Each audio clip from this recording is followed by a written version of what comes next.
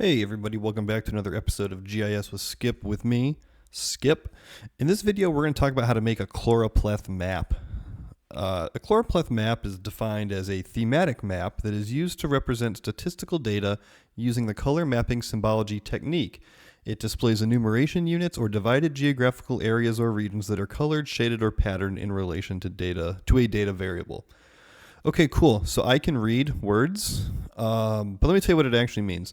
To me, a Choropleth map is something where I'm going to take an area, for in this case, the United States, and I want to color each state like a darker color if there's a high value and a lighter color if there's a lower value. Let me show you some examples here of some Choropleth maps. They're going to look like this. Like, I don't know what this one in Australia is doing, but it uses dark green to represent a high value and light green to represent a lower value. Same thing with this one in America. We've got this dark red for some sort of value and a light yellow for another. We're going to make one of those right now, and it's real easy. So what I have here is this map that I made of this. Well, I have these data layers, and I have all of the Jersey Mike sublocations plotted over the United States. And then I have this summarize within field here that has a data field that we calculated in another video to show you how many points are inside of each state. Now I want to color the states based on how many Jersey Mikes are in there, because I love Jersey Mikes. Real easy. So my states summarized within is the layer that needs to have each state colored. So I'm going to simply right click it.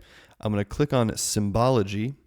And then over here in the symbology window, we have this primary symbology. And right now it says single symbol, which makes sense. It's a blue square because all of our states are blue. I want to bring this down and I want to say graduated colors. What's going to happen here now, and it's wonky, we're not done. We have a Choropleth map, but the data on it's bad. Let's go ahead and turn these off. Right now the field that it's calculating on is the object ID, which is not what we want. That is of absolutely no value to us. What is valuable to us is this count of points. Now, this is what we're talking about. Now we have a Choropleth map. And here we can start to see what it is. We have this dark red purple color here. If there's between 140 and 378 Jersey Mikes, slightly lighter for 82 to 139. And, the values just peter off down to states that have 0 to 15 Jersey Mikes. So we're pretty close there. Now, we can come in here. Right now, it's just built off of these natural breaks called jenks. But we can break these up in different ways if we want to. Because if you look, right, this only here is 15. 0 to 15. There's only 15 values that can fall into this light color. But here, 140 to 378, there's 238 different values that could fall into there. So the resolution of the data is not that great. Like from here, we see that Texas and Virginia. No, that is North Carolina. The Texas and North Carolina have the same amount. And maybe California. It's tough to tell which has the most Jersey Mikes. I don't know. So there's a couple ways we could do this. Instead of just having 5 different breaks here, we could change this number of classes to say 10.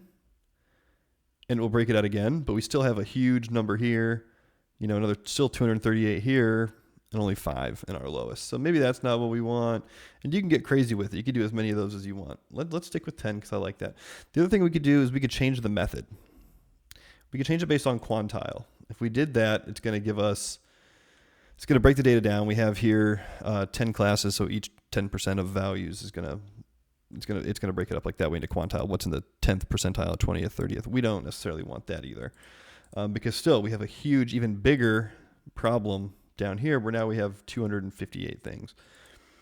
Another thing we could do here that I like to do is equal interval. We can try that, and now each state has 38 possible values, which is pretty good. The exception here, this one here has only got 37. So this is pretty good. It breaks it down. We can see that we have, some lighter colors here. These colors look pretty similar from 0 to 38 and 39 to 76. So this might be something we could mess with here. Let's say we break it down into 5 classes of even interval. I clicked one because I'm not watching my other hand. This does a pretty good job, showing. So now we do know finally that California has more than Texas and North Carolina and Virginia for what it's worth. because I don't know my states. So yeah, as you can see, you just kind of come in here and you mess with the different methods. You could do standard deviation, where you're going to have it colored based on how many standard deviations above or below it is. Lots of different ways you can play with that. You can break it up into however many classes and different things that you want to do. And you've got a Choropleth map. I feel like Choropleth map should be a tongue twister, but I haven't messed it up yet, so I'm kind of proud of myself for that. Anyhow, that's it. That's Choropleth map. That's symbology based on a numerical value inside your data. I hope you enjoyed this video. If you have any questions, drop those down below in the comments. If you found this video to be in the slightest bit helpful or insightful, be sure to click that like and please subscribe to the channel. It's a very free way to support, and it's very, very much appreciated. Have a great night.